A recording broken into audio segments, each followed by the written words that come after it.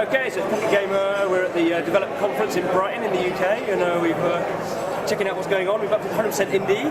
So do you want to tell us who you are from 100% indie and what 100% indie is all about? Yeah, of course. My name's Amy and I'm PR girl for 100% Indie, which is an initiative between Samsung and Chillingo.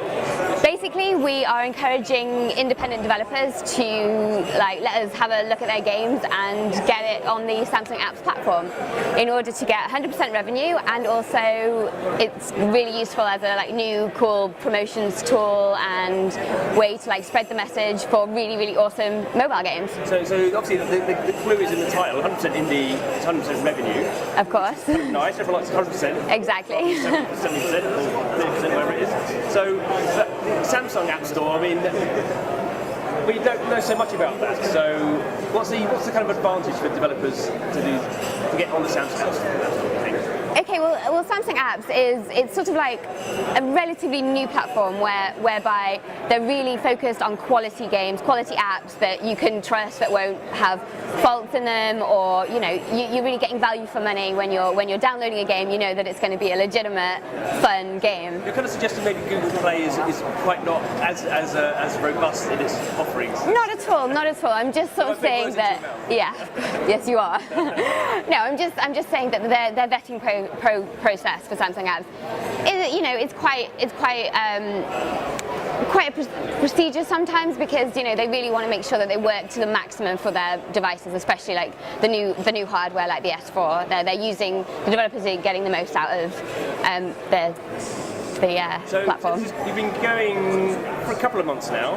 So what's the kind of reaction been to developers? What's the kind of, got games live on the store yet? Oh, absolutely. We've got an abundance of games live on the store, and the reaction from the developers it's just been brilliant. The business development team are so good at hand-holding and talking, going through the process with the developers, and they've really appreciated that in ways of being able to maximize what we can offer them and what they can do, and things with the promotions afterwards, and just really pleased. We've got some incredible case studies from some developers who weren't really expecting much, and it's really turned around for them. So what game titles? If we have a Samsung phone, what should we be looking out for? Okay, you should definitely be looking out for Samurai Rush, which hit #1 in several countries.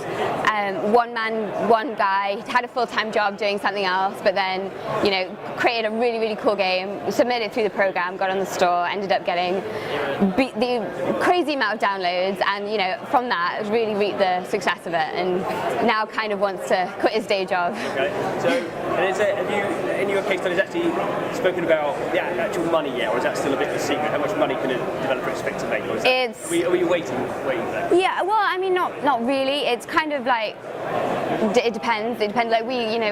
There's sort of different avenues to make the money, make the revenue through in-app purchasing, or just the sales of the game. So that's really. And in terms of kind of how 100% indie works, it's kind of. Do you accept kind of every game that comes to you, or do you have a vetting process as well? What's that kind of We don't have a vetting process as such. We do some sort of light curation in terms of making sure that they work correctly in order to forward it to Samsung, but Samsung have the final say on all the games that come through the program. Good, lovely. Thanks for your time. All right, no problem. Thank you.